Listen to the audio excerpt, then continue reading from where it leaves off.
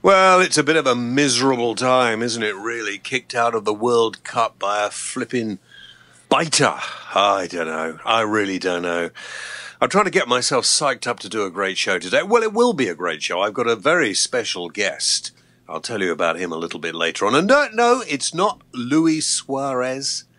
Let's get on with the program. Ladies and gentlemen, the James Whale Radio Show.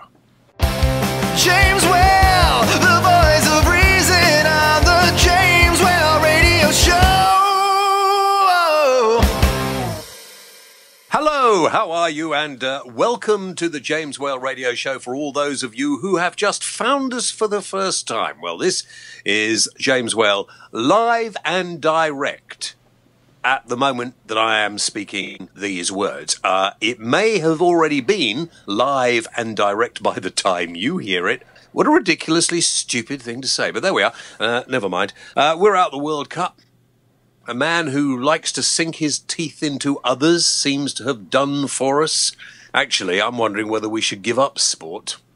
I mean, just give it all up. Rob's here.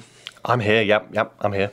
Rob, for those of you who are uninitiated, is the producer of this little soiree that you can find with us here, of course, on jameswhaleradio.co.uk. Do tell your friends to join us. Do tell them. There'll be a little bit of music on the programme today. What else have we got? And we've got your special guest. Ah, yes, I'm going to keep that a secret for a bit more. Stay tuned for that really good guest today. I think you'll enjoy it.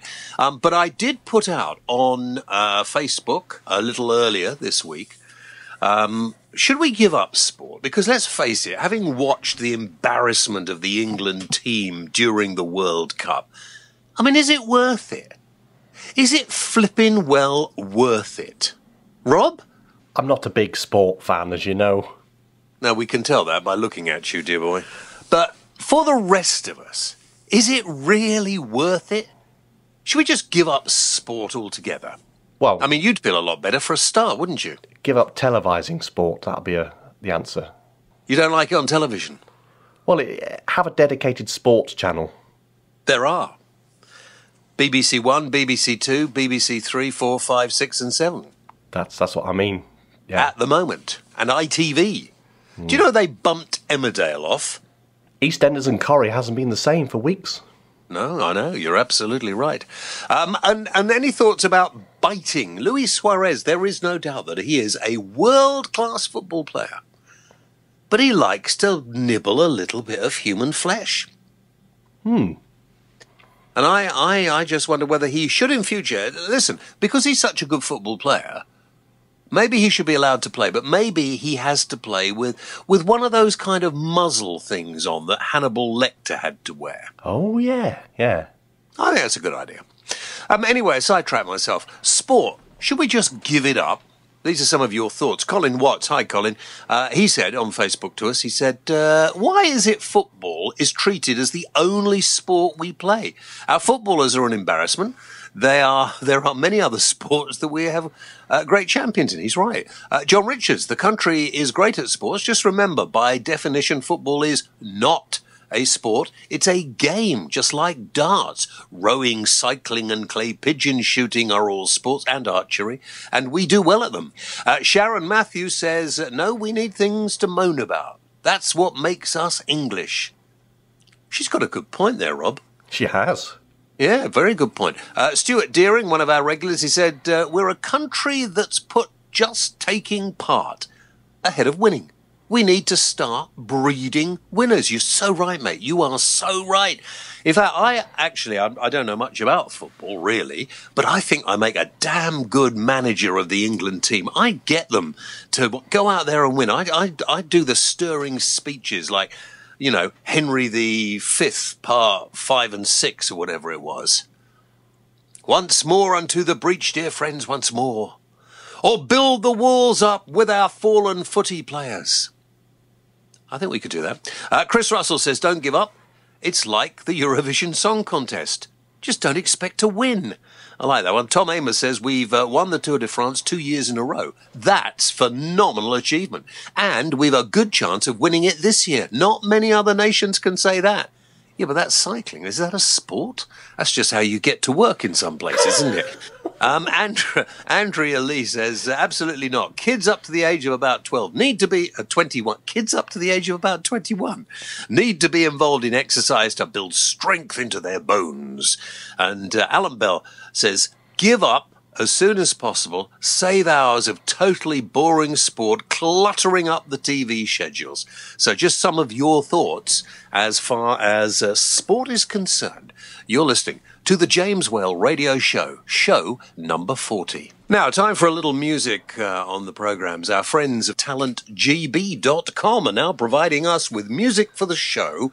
And if you want to see, hear, or hire any of these artists that we have played on the program, and you have 40 programs to choose from now here on jameswhaleradio.co.uk. Go to talentgb.com because they're working with us, and if you are an entertainer of some form, then you might like to look at talentgb.com as a way to promote yourself as well.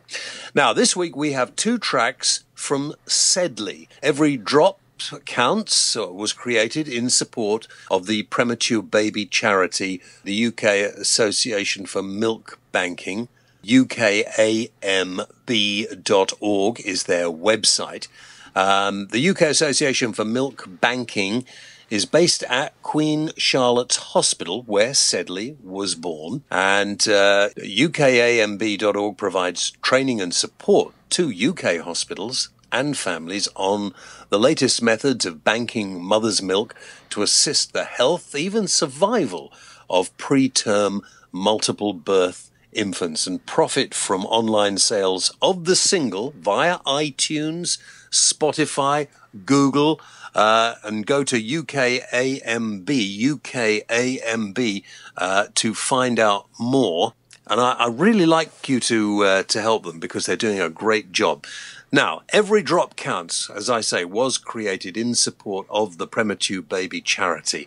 And let's hear the music now.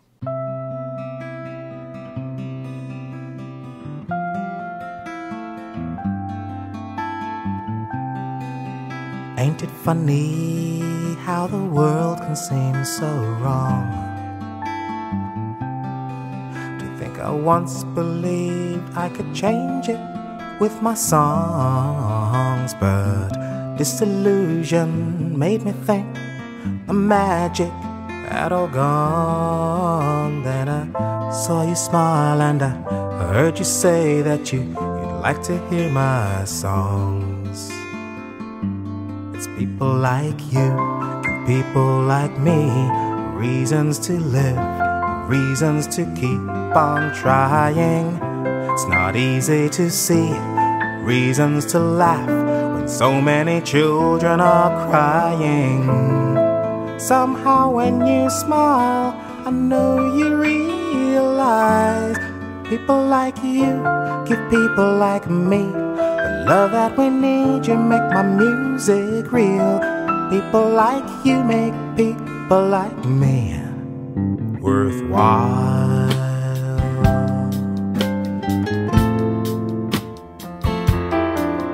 How can anyone believe as much as they believe in you? Little hands playing, little eyes watching everything that you do. Mom and Daddy said it, so they know it must be true. Give a little bit of love in this world and it'll come back to you. 'Cause every drop counts. Oh yeah. Every drop matters. Please give them a chance to happen forever. If you'll take some time, I know you'll realize every drop's like a magic. Every drop's like a magic. You know that you can see it in their eyes. Every drop counts. Every drop matters. Please give them a chance, oh, to make it all better.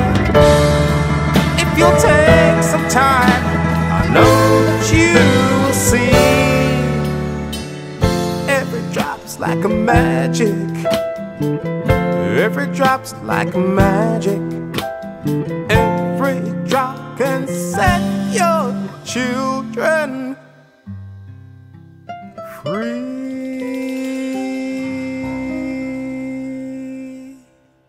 Right, that was Sedleigh, and as I say, ukmb.org is the charity that helps, and if you would go to their website and help out, we will be very grateful. Now, we're going to have a chat with a man I've known for quite some considerable time. People either love or hate him. People have very preconceived ideas about him as well. But we have a special interview with a very unusual human being. His name is Uri Geller. Uri, nice to talk to you. Thank you for your time. James, thanks very much for inviting me onto your show. And just so all your listeners will know this, we have been great friends for decades. It's been a long time since I first met you, I must admit, and your life has changed quite dramatically, hasn't it? Well, I would say so. It depends from which, date you're talking about. If you're referring to my kind of very poor upbringing in Israel, yeah, I would say my life totally changed. Let me ask you a couple of fundamental questions that everybody asks me when they know that I have met you. I can't tell you the amount of times that magicians and illusionists come and tell me that they know exactly how you bend the spoons, and it's a trick that they can all do. So here's my first question, Uri. Are you an illusionist, or do you have a particular sort of power? Well, let me backtrack a bit and explain our listeners that because of this question that you've just asked me, because of the controversy that I have managed to cause around the world about Uri Geller, I think that this is a secret of my longevity. Why am I still around? Because of that question. And I answer it in very simple terms. What I do is real. If magicians and illusionists and skeptics have a problem with that, my answer is very simple. Please do take a walk. Now, by answering this way, James, I draw fire. And when this interview will be played, you will see my name popping up on dozens or maybe even hundreds of forums worldwide. Uri Geller still claims that he's real, but he's really a magician. So I love this controversy. This is a priceless gift on a silver plate. Controversy cannot be bought in a shop. And that's my answer, James. When you first did this, it was for David Frost, was it not, on television? No, when I did this for the first time on the biggest television show, I would say ever, was on David Dimbleby. I freaked the nation out.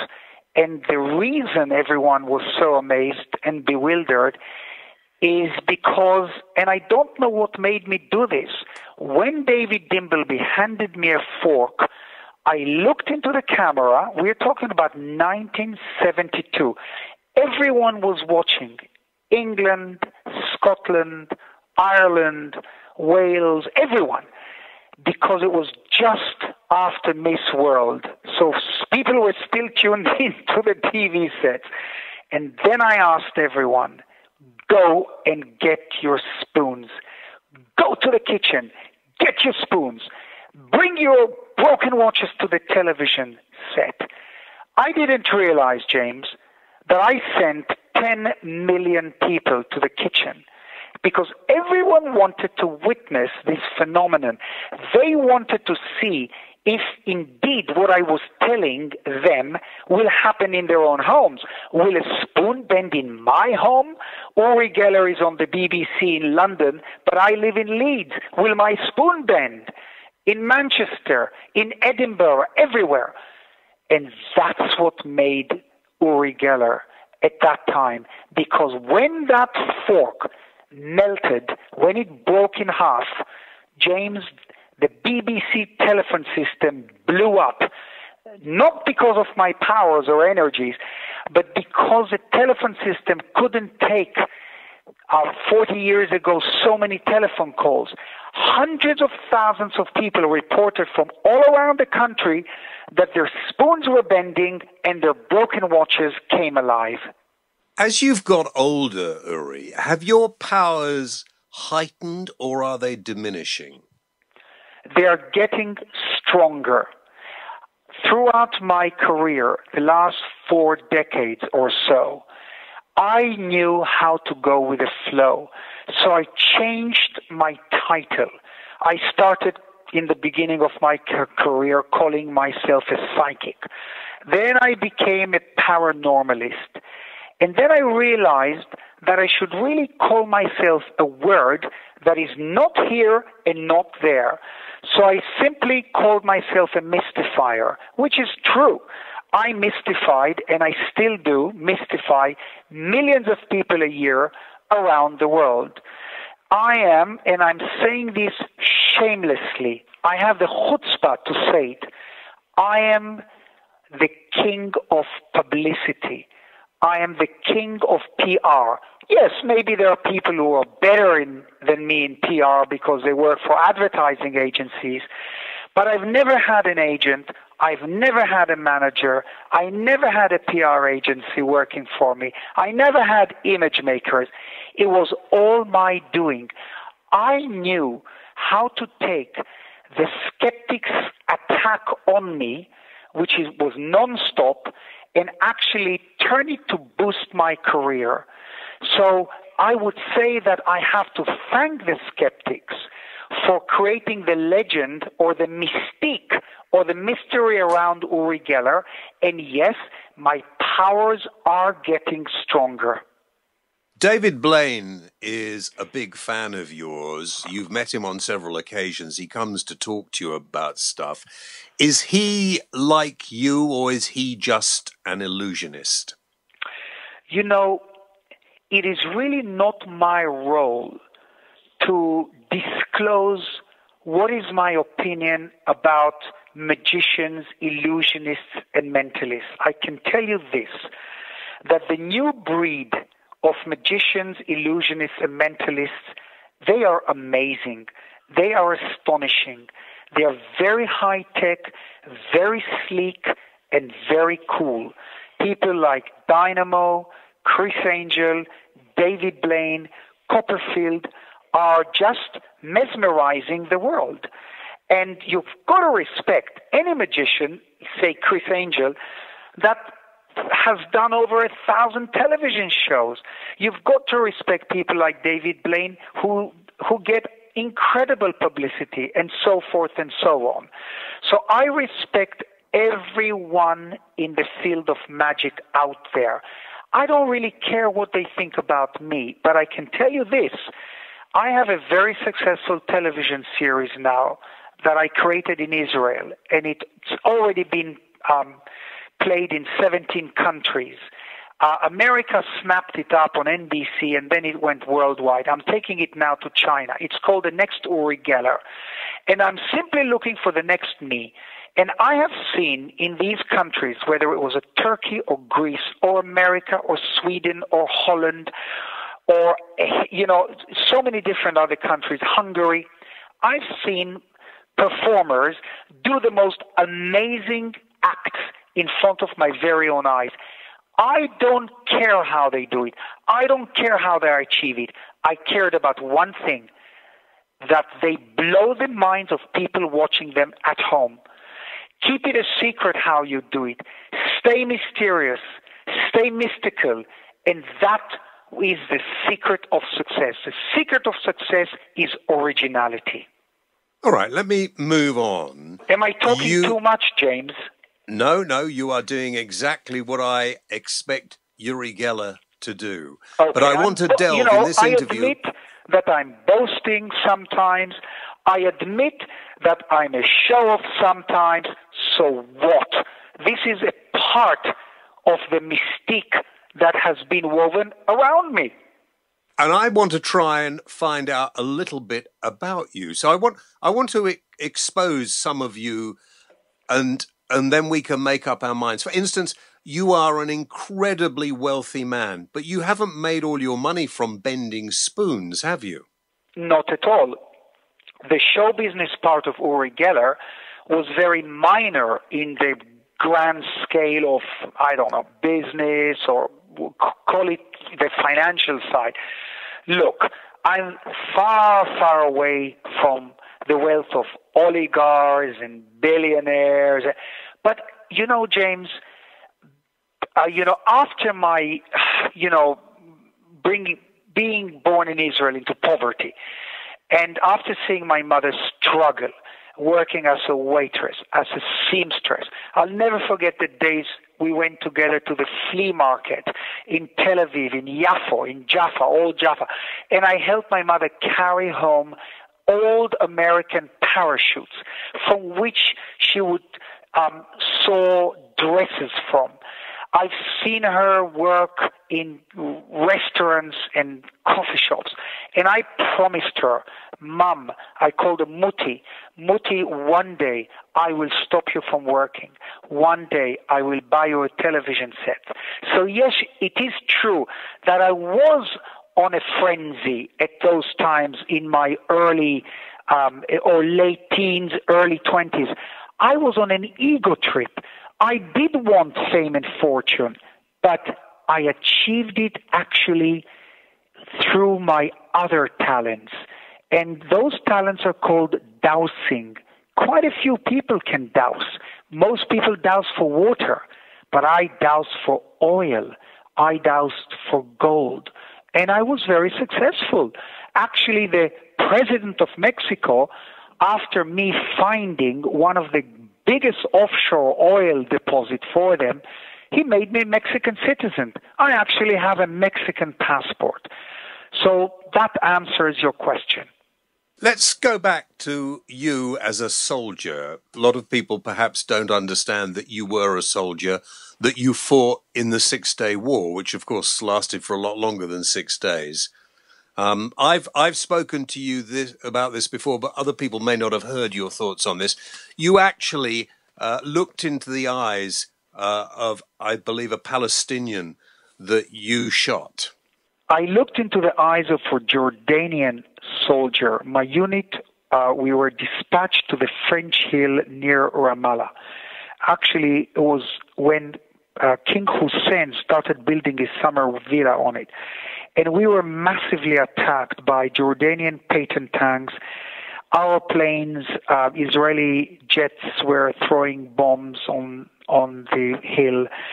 And suddenly, out of nowhere, a Jordanian soldier jumps out and aims his, gun at me, the weapon. And I knew that at that split instant, whoever presses the trigger first will survive. But that split second to me was an eternity. My whole life kind of flashed in my mind, and I looked him in the eye. He looked me in the eye. He had a black mustache, and I was faster than him. Otherwise, I wouldn't be talking to you now. When I shot him, I very soon after that, 20 minutes after that, I was wounded myself in both of my arms. And I woke up in hospital in Jerusalem, in Hadassah. And that's when it dawned on me what I have committed. And, being a Jew and have learned the 10 Commandments, thou shalt not kill, I did that. And that changed my life. That Jordanian soldier is inside my soul. He's embedded in me. Yes, I do have reoccurring nightmares. Yes, my life was screwed up for many years after that. I don't know what to call it, post-traumatic, syndrome. I used to walk the streets of New York, James, with 7 handguns strapped onto my body. I was in a crazy mode because of that incident, and I have to live with it, and I am living with it, and this is why I have lots of Muslim friends all around the world, and they know that obviously I'm an Israeli and I'm Jewish, but I try to expand the word peace. I try to work in very quiet ways to achieve peace. Can peace in the Middle East ever be achieved? Well, James, that is a question that maybe even a prophet won't be able to answer. I'm not a guru, and I'm not a miracle worker. I'm not a healer either. I can't answer that question at this stage when we are being bombarded day in and day out about the situation that is going on right there as we speak. I do believe, though, because I am an optimist, I'm a positive thinker, I'm a religious man, I believe in God, and I believe there is only one God, a God for all humans. I do believe that ultimately, somewhere out there, peace will be achieved, and finally harmony will come to our planet, to all nations. I just ask you all, if you have John Lennon's Imagine, listen to those words. Just play it on your iPhone. Listen to those words. I believe in his words. You've got a car in your garage covered in bent spoons, haven't you? Yes, I do. Where did you get that from? Well, the Cadillac goes back to 1976. It's a Cadillac Fleetwood Brougham. And it was during my fame and fortune frenzy that I went out and bought it, simply because I wanted to show off to my other Israeli friends that Uri Geller made it. I mean, how shallow I was then, how trivial that was. But I went to Potamkin's in New York and I bought the Cadillac. And I couldn't actually drive it because it was so huge. So I, just parked it in our underground garage in Manhattan. And when I came to live in England, I brought the car with me because I was only offered $800 for it. But then, while it was parked in my garage in Sonning-on-Thames, I thought, now, hang on, I'm going to create an art piece out of it. And I riveted all my thousands of important spoons that I received from famous people around the world, and I bought in auctions onto the body of the car. And indeed, the car became an art piece. How much is it worth now? Well, I would say that if a Japanese car collector would approach me, he would probably offer me $1 million for the car. That's probably him on the phone now. I forgot my BlackBerry next to me because, I get 300 emails a day and I try to answer them. But anyone who wants to email me, please go to my website. You'll find my email address, and believe it or not, I answer you back. I have no secretaries, no managers, no agents, as I said before. I actually answer myself. And the phone rings all the time, so every time it rings now, I just close it because I don't want your interview to be disturbed. A lot of people, Uri, think that you have been in touch with beings from other worlds. Is that right? That is something that the skeptics who tried to debunk me and lost miserably all these 4 decades, they try to pin some of the skeptics, not all of them, because some skeptics are really nice, but some of them try to smear me and sneer at me and ridicule me. I mean, I can go on and on and on about skeptics, but by the way, you should get Jonathan Margolis's book called The Secret Life of Uri Geller. It's available on Amazon. It's not my book. And he wrote an amazing story. This book, talks about the CIA and Mossad and all those secret intelligences I worked for. But he also deciphers and he kind of tears apart what skeptics have said about me. So I can tell you of one event that happened to me, but I cannot attach it to extraterrestrial beings. When I was 5 years old, I was playing in an Arabic garden. And suddenly, in front of me, I saw a sphere of light, James. It was strobing, and a laser beam type of a beam or a ray emanated out of it, hit my forehead, and pushed me into the grass. I don't know how long I lay there, but I ran home to tell my mom. She didn't believe me. She thought that I was either making it up or I dreamt it. But for years and years, I never had an explanation. I always thought, well, hang on. I'm a great believer in UFOs, but I've never seen an alien. So it could have been an extraterrestrial encounter, or it could have been a geological or physiological phenomenon. I don't know what it was, but I can tell you this, that about 8 years ago, I was talking about this incident on a BBC documentary that was televised in Israel. And I got an email I'm just going to shut the phone now. I got an email from a retired Air Force officer who said to me, Mr. Geller, I actually saw that sphere of light because I was passing that garden on that day. I was walking to my parents' home on Rothschild Boulevard, corner of your street in the garden, and I saw a little boy, and there it was, that sphere, and I saw the little boy running home, and the sphere following him, and it exploded on the facade of the building and darkened the building.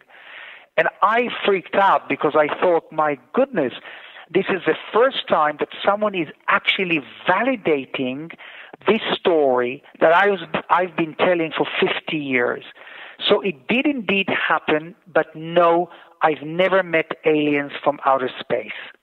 Well, let's talk a bit about your special powers, because they don't stop at bending spoons. Your special powers were recognized by, among others, the CIA. And you've done some pretty unusual work for the CIA. Are you able to talk about it? Well, I have to again go back to my childhood. My parents divorced. My mother took me to Cyprus. We had a bed and breakfast establishment, which very quickly turned into a Mossad safe house because we were from Israel. So the Mossad thought, that's great to house our agents and our spies. I read the mind of a Mossad agent when I was 13. He freaked out. He said, Uri Geller, I need your help. And I started getting letters from Arabic countries, Jordan, Egypt, Syria, Lebanon. And my task was, he instructed me to take them to the Israeli consulate and give it into the hands of the consul. So already at the age of 13, I became a messenger for the Mossad. This spy also, his name was Yoav Shacham, he also told me, look, Uri, when you go back to Israel when you're 18, join the paratroopers, jump out of airplanes, go to officer schools, and then find me. I'll get you into the Mossad. Now, you can imagine a 13-year-old boy, my movies, my favorite movies were spy films and war films, American war films, and I thought, wow, this is unbelievable. So I will be a spy. And I went back to Israel, and that spy was killed. He got a bullet in his head, and I was totally torn apart. I was depressed, and I thought, that's the end of me. But it wasn't, because that spy told Meir Amit, the head of Mossad, about me. And I got then a meeting with Aharon Yariv, the head of Israel's IDF intelligence. We are going back to the end of the 60s. He introduced me to Moshe Dayan, and then Moshe Dayan introduced me to Arik Sharon. Arik Sharon introduced me to Golda Meir, the Prime Minister of Israel, and then he rambled on. Then use your imagination what happened. But the CIA at that time, they were very concerned in the 69, 70, 71, 72. They were very concerned that the Russians were ahead of them in psychical research. So they probably made a deal with the Israelis to get me out of Israel. And I found myself being tested by the American Defense Department, the CIA, in Palo Alto at the Stanford Research Institute. The BBC movie about this is incredible, and I urge you to watch it. Someone put it on my website. It's called The Secret Life of Uri Geller. It was directed by an Oscar-winning director called Vikram Jayanti. And the answer is yes. I've worked for them. And it was actually President Carter that blurred out.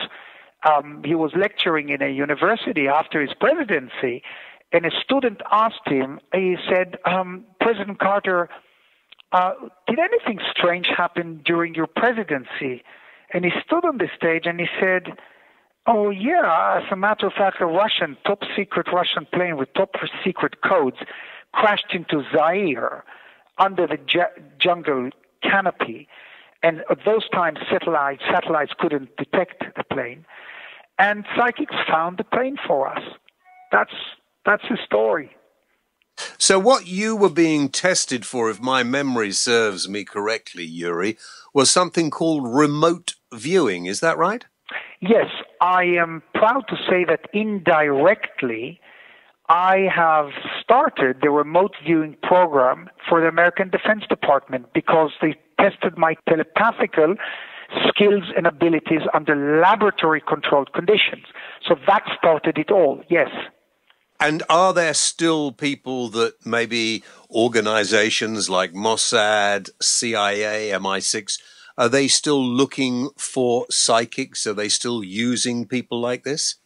Absolutely. Let me tell you this. Wait, I'm passing over the phone to my wife, Hannah, now, so it won't ring here all the time. Thank you. James, look, you're a intelligent, rational, grow-up individual. Any intelligence agency anywhere around the world, from the big ones, the CIA, the German intelligence agencies, here in England, Japan, Russia, etc., etc., etc., they are in the business of gathering information. Let me tell you this conversation now that you and I are having, this interview, is being recorded and taped and will be stored at the National Security Agency in America.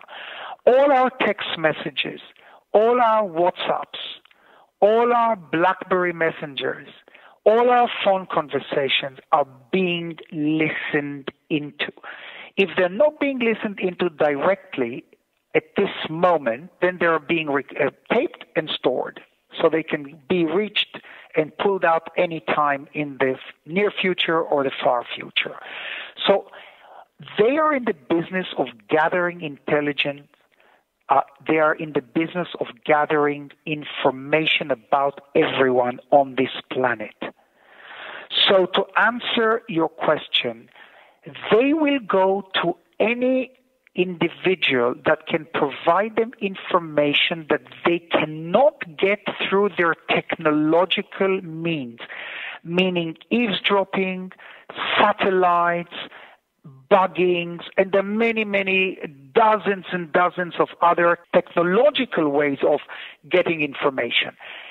So let's say there is, I don't know, let's build up a scenario of a top secret code in a KGB safe. The CIA cannot get to it.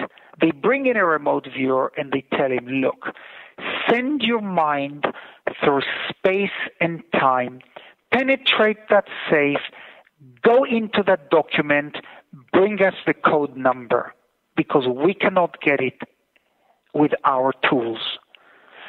So, of course, there are intuitives working for different intelligence agencies everywhere around the world all the time. Should we worry about people keeping our phone messages, our text messages, listening to what we're saying? Do you worry about it? Look, James, the answer is complicated, but let me answer the scary part about your question. Most of the intelligence agencies out there are looking for terrorists. They are afraid of one thing. They're afraid of a few things, but on the top of the list is the scenario that a terrorist organization will learn the know-how of how to create a nuclear bomb in a suitcase and leave it downtown Los Angeles, Milan, Rome, London, Hong Kong, Tokyo, New York, anywhere in the world. A nuclear weapon in a suitcase, which will cause so much harm. Not tens of thousands will die, probably hundreds of thousands. God knows what destruction something of that nature can cause. The scary part is that the knowledge is out there. I've heard that if you Google, if you use the internet, there are websites that teach you how to put a bomb of that nature together, but it's complicated. We've got to stop that threat. We've got to find out who is doing that, who is engaging in such work. And then down the list, there are terrorist organizations who are in the business of killing people, murdering people, maiming people. It's going on every day. We've got to stop that. We've got to find the information, where they're doing it, where it's coming from, who is financing it, where are the weapons coming in, and how to cut those routes to feed these terrorist organizations. While this is going on, this has overflowed to ordinary people's phones being bugged. Now, you just weigh the position. What is more important? Should I care if my phone is being listened into? My answer is I don't care. I am against people like Edward Snowden. I know your ideology, James, and I heard you many times on radio, so we won't fight over that. And the WikiLeaks, stuff that is going on. But people like Snowden can be very, very dangerous from the point of they can harm people on site, on ground, that are gathering this information by releasing secret stuff out there. All right. Let's move on from the serious stuff, Uri, because we could talk for hours and hours. Let's talk about you. I've got you now cornered. What is your answer, or what is your opinion about people like Edward Snowden? Right. Okay. You've asked me a question. Let me answer it. My thoughts are that he is probably a very well-meaning individual who's got hold of the wrong end of the stick. And rather like you, I don't really care who listens to my phone calls or even reads my emails, because most of them are really dull and very boring. I am concerned that somebody somewhere could actually, as you say, manage to get some kind of terrible terrorist atrocity away if people in the security services are not doing their jobs properly. Now, I think that there have to be some things in society that the majority of us do not know about. And I think that's the one way we probably will keep safe. Mr. Snowden probably thinks that if he gives everybody else's secrets, then that might be a way that we keep safe. But, of course, countries who have secret services are one thing. Terrorist organizations, because of their religious or ideologies, are another completely. Yeah, okay, I agree with you, but by giving away secrets that were basically stolen, you are damaging people that are working for the good cause by allowing terrorist organizations to read that information and do something negative and harmful to the sources that are doing good. Anyhow, let's go to the next phase of your interview. What would you like to know? Let's talk about showbiz, because, you know, it's a very strange place that you inhabit. On the one side, very serious thoughts that we've been talking about, and on the other side, you've been a friend of stars. We talked about David Frost and his continual interviews with you. John Lennon, you mentioned. You knew John Lennon, and you knew the Beatles, didn't you? I knew John Lennon, not the other members of the Beatles. John Lennon, in a way, led me into a spiritual life, because when I was so screwed up in New York, you know, wearing all those weapons on me and being bulimic, having all the money to go into the most expensive restaurants, and I was constantly losing weight because I basically imitated what the ancient Greeks did. They feasted, went backstage, shoved a feather down their throats, threw up, and went back to feast. And John one day said to me, "Uri, you look like an Auschwitz survivor. What's going on with you?" And I said, "I don't know." He said, "Go and find spirituality." Now, I'd heard of the word spirituality, but he didn't know what it was. So he directed me to Japan, and I just disappeared into a forest in Japan with my entire family, with my mother, Hannah, my wife, my children, Daniel and Natalie, and Shippy, my brother-in-law, and I lived in a forest for a year. And I cleansed my mind, body, and soul, and I realized what is really important in life. So yes, John, I would say, kind of saved me. Let's talk about Michael Jackson, or is that too painful? You know, it's as painful as to all these other fans around the world. I'm not more special than all the other people out there who loved him. Michael Jackson is a very interesting story because it goes back to his teenage years. I had a performance at the Shrine Auditorium in Los Angeles. And after my show, an usher, a girl, came up to me and she said, "Mr. Geller, did you know that Michael Jackson came here? He sat right there, and he sat there throughout your entire show in a disguise, but we all recognized him." And I said, "What? Are you telling me that the Michael Jackson came to see my show?" And she said, "Yes." So already then I knew, but it was too late to find him because he left. But already then I knew that he was kind of interested in my work, or spoon bending, or mind reading, whatever, positive thinking. Many, many years later, decades passed on, and I was sitting with Mohammed El-Fayed.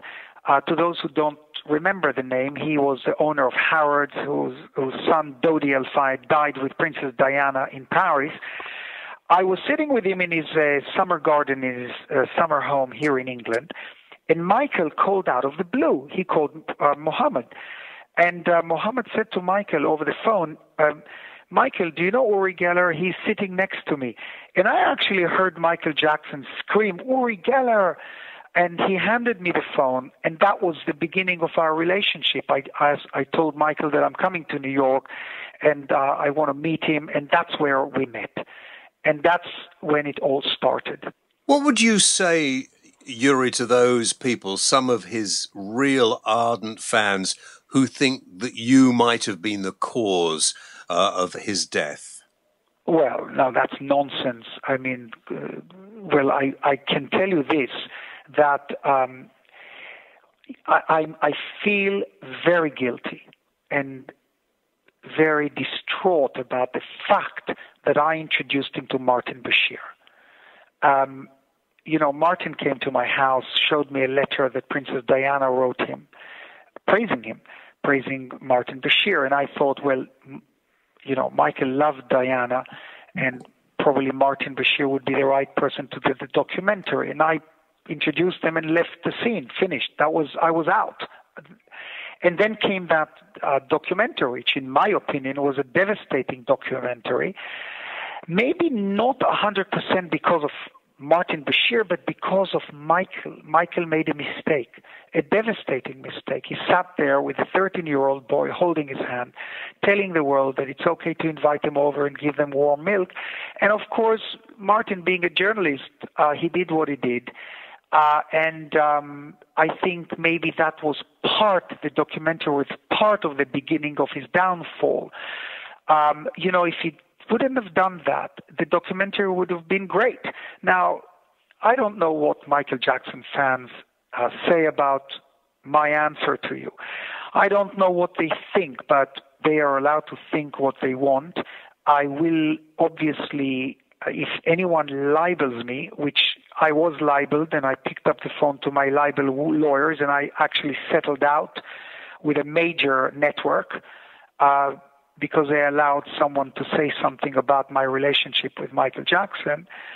I can tell you this: Michael was and is still a phenomenon, an icon, and legend. He was one of the most beautiful individuals that I have ever met. He didn't know how to grow up. He was gullible and naive. Outside his business of music, there he was a pro, amazingly professional. But he didn't know really how to handle himself. That is my opinion. But he was an amazing father, a great, great individual, and I am privileged and honored to have known him. As you know, I met Michael Jackson with you on a couple of occasions. And the one thing that struck me, Uri, about Michael Jackson is that there was a really deep sadness and great loneliness that came across from him. That is possible, but the loneliness, James, you have interviewed hundreds of celebrities, mega celebrities. And I think that when you become so famous, and probably Michael was the most famous individual in the world. Tribes in the middle of the Amazon jungle knew he was. In the Kalahari Desert, they knew who he was. In Tibet, in the middle of China, he was known everywhere. When you reach that status, there is a kind of an energy woven around you, probably an energy that can create loneliness and emptiness. And maybe Michael was experiencing that. It's strange, isn't it, how phenomenons, and he was a phenomenon, like Elvis Presley, like Michael Jackson, like Marilyn Monroe, for whatever reasons, these people seem to die young. Well, yes, it is true. And, I would like to add something that people don't really remember or think that way. But I want everyone to remember Michael, for his heart-lifting songs, for his breathtaking dance moves, for his achingly poignant lyrics, for his magnetic, mesmeric charisma. He had just the most incredible charisma in the world. I think that we will remember Michael for how he could draw love from millions of fans and turn that into pure music energy. I think that we will remember him as an icon, as I said, as an idol, and a unique phenomenon. And most of all, we will remember him as the greatest king of pop that this planet has ever seen. And that's how I would like to really end my words about Michael, because there's nothing more you can say. Finally, Uri, the rumours are now out that you're going to leave Britain and go back to live in Israel. Is this true? Well, look, James, I have been roaming the world for 43 years. When I left Israel, being an Israeli, being a Sabra, which means a person who is born in Israel is called a Sabra, from that famous cactus plant, I always had that urge, that magnetic spiritual pull to go back to Israel. Most Israelis have that. And we came to a point in my life, and Hannah and the children, that magnetic force, the energy is pulling me ever so strongly back. But what people don't realize is our planet, our world has become a very small global village. You've got all the Googles today, the internet, the Facebooks, the Twitters, the iPads, the iPhones, the computers. It doesn't matter where you are. You're still in touch. You're still in contact. I mean, I can pick up my iPad and I can see my daughter Natalie in Los Angeles on a split of a second. She can turn her iPad and show me which street she's walking in. You can do the same. So whether I'm based in Israel, in Old Jaffa, or here in London, it doesn't really matter. I will always come back to England. I don't even know if I will let go of the house.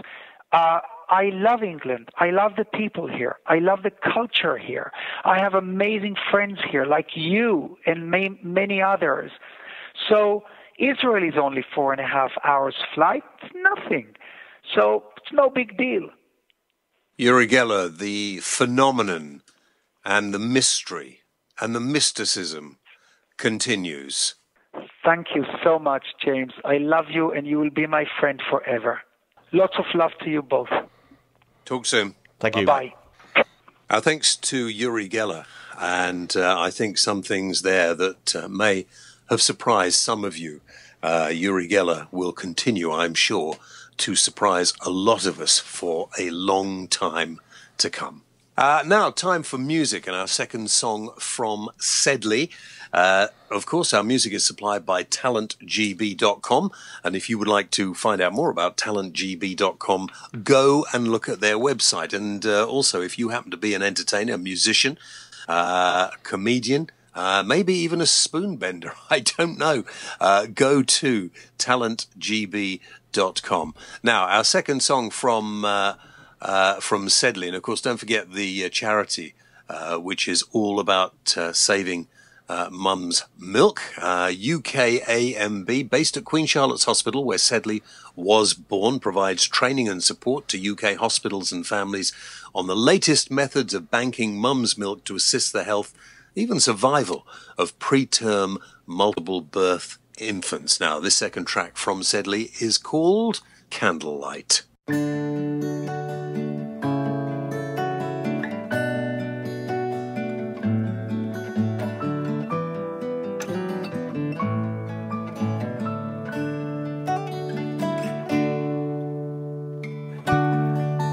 Candlelight and cigarettes. I've only got one bottle of beer.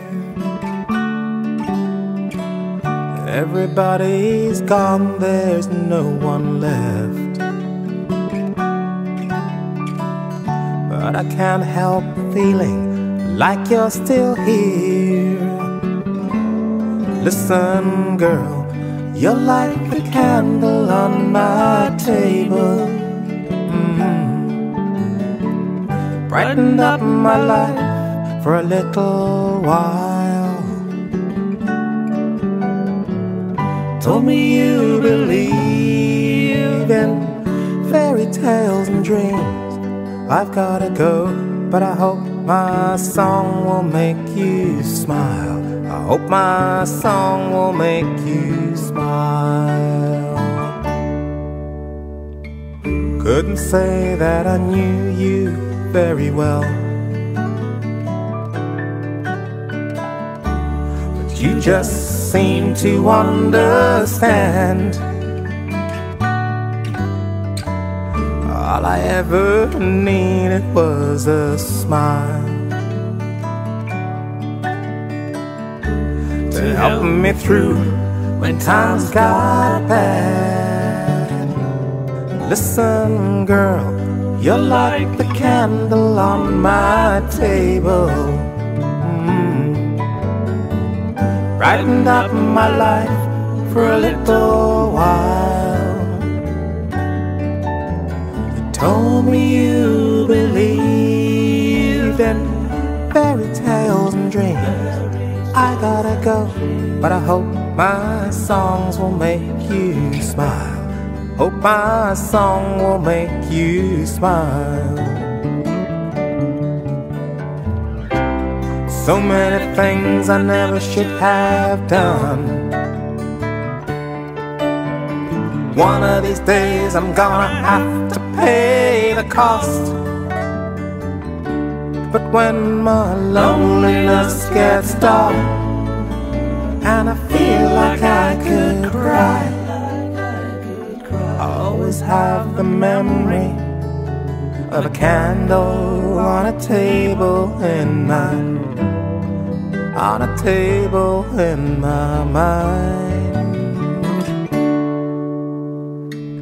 Always have the memory of a candle on a table in my mind. Always have a memory of a candle on a table in my mind.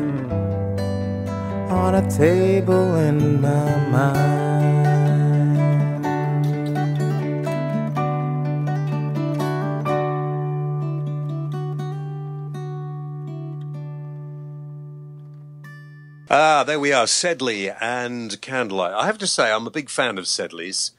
Very big. We should get Sedleigh, Rob, on the programme to do an interview with. We can do that, yeah. Yeah. Now, it's very strange. My glasses, I've got some metal-rimmed glasses here, and they just suddenly, after the chat with Uri, one of the arms just bent a little bit. Should I tell you a serious story about one of the first times I ever interviewed Uri? Have I got time for this? Very quickly. Go on, squeeze it in. I brought a spoon from home when I knew Uri was coming on the programme.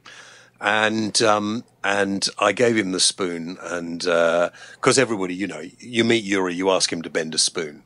And he usually carries a couple with him just in case. So I gave him this spoon and said, here we are, can you bend this one? And he said, well, I'll try, James. That's a bad impersonation. That was terrible. Anyway, he held it and he rubbed it for a bit and he gave it back to me. And I said, oh well, never mind. It hasn't bent. And he said, you put it on the desk. Put it on the desk and watch. And Sarah, I'm telling you, this is absolutely true. Freaked me out. I put the spoon on the mixer of the desk in the radio station, just between him and me, and without him touching it or anybody touching it, was quite a. I've still got the spoon as well. Quite a stiff spoon, and it just bent. It just curled up without anybody touching it. Is he any good with wooden spoons? Don't be facetious. That's it. We'll be back next week with more of the usual stuff. But because Uri was so forthcoming in the interview, obviously that went on longer than normal. And by the way, if you get a chance, check out our website, jameswellradio.co.uk. Go to the website, check out our shop, jameswellradio.co.uk/shop. And if you want to get in touch, maybe you've got thoughts on the interview with Uri Geller or anything else in the programme, all you have to do is email us. And what's the address, Rob? jameswellradio@gmail.com. jameswellradio@gmail.com. Have a great week, and don't forget, if you just found us, tell your friends and check out some of the other 39 programmes that are already up there. Say goodbye. Goodbye. See you next week. Yeah, absolutely. James Well, the voice of reason on the James Well Radio Show.